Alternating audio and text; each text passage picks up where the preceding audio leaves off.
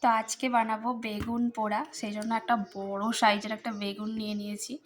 আগে মা বানাতো, বহুদিন খাইনি, আজকে অনেক দিন পরে বেগুন পোড়া রুটি বানাবো। তো ওইটাতে দেখলাম আবার একটু পোকা মতো আছে ভিতরে, তো আরেকটা বেগুন ছিল, তো সেটা নিয়ে নিয়েছি। এর মধ্যে এই রসুন, এই যে দাগের ভিতরে কাটার ভিতরে দিয়ে দেব একটা রসুন আর একটা লঙ্কা। তার পোড়ানোর জন্য নিয়ে নিয়েছি একটা টমেটো আর এই যে পেঁয়াজ। এবারে বেগুনটাকে আমি ভালো করে একটু তেল মাখিয়ে নেব।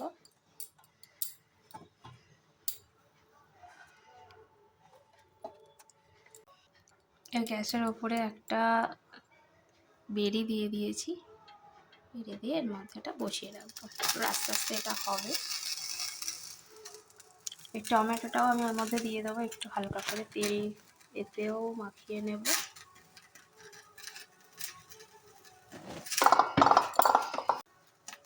এবারে পোড়া হবে আস্তে আস্তে। এই যে এটাকে এবারে পাল্টে পাল্টে পুড়িয়ে নিতে হবে ভালো করে, কিন্তু গ্যাসটা একদম আস্তে দিয়ে রাখতে হবে, নাহলে কিন্তু বাইরেটা পুড়ে যাবে আর ভিতরটা সিদ্ধ হবে না। এটা আস্তে আস্তে ঘুরিয়ে ঘুরিয়ে এটাকে পোড়াতে হবে। তো ততক্ষণে আমি এখানে কেটে নিয়েছি ধনেপাতা, পেঁয়াজ আর একটা ছোট্ট লঙ্কা দিয়েছি একটু কুচি করে, কারণ এতে দুটো লঙ্কা অলরেডি দিয়েছি। এদিকে বেগুন পোড়াতে পোড়াতে আমি আটাটাও মেখে ফেলেছি। এটা পোড়াও হয়ে যাবে, আমি রুটি বানিয়ে নেব, তারপর এটা মাখবো। এটা প্রায় হয়েই এসেছে।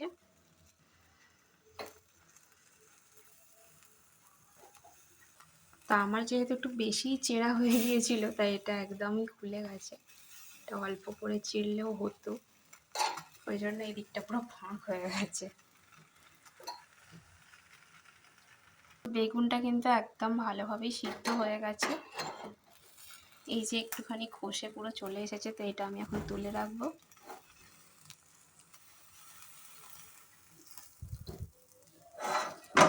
একটা লঙ্কা পড়ে গেছে। টমেটোটাও ভালোভাবেই সিদ্ধ হয়ে গেছে। তো এখন এই যে রুটি বানানো প্রায় শেষ, এই 3টে বাকি আছে, এর মধ্যে আছে সব রুটি। তো এটা এখন পুরোপুরি ঠান্ডা হয়ে গেছে, এবারে আমি ছালটা আস্তে আস্তে ছাড়িয়ে নেব। এটা কিন্তু ইজিলি একদম ছাড়ানো হয়ে যাবে।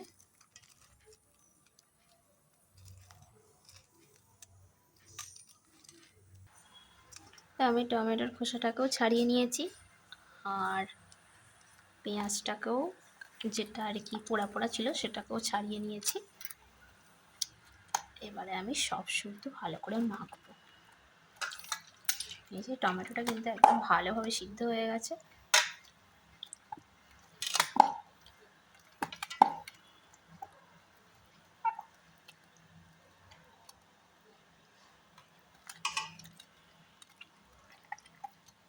এখানে কিন্তু আমি কাঁচা পেঁয়াজও নিয়েছি।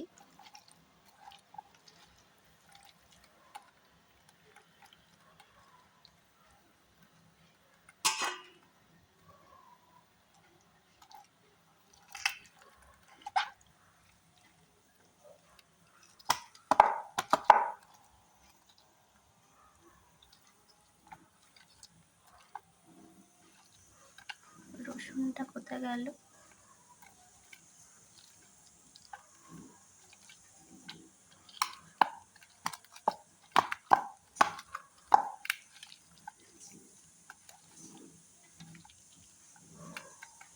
এতে কিন্তু এখন আসল জিনিসটাই দেওয়া বাকি আছে, সেটা হলো নুন আর সর্ষের তেল। এটা কিন্তু একদম বেশি করে বেশ দিতে হবে।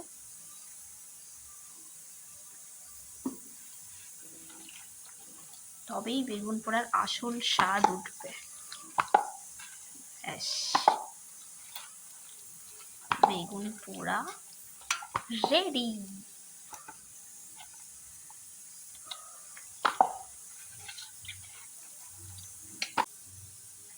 চলে একটু সর্ষের তেল উপর থেকেও ছড়িয়ে দিই।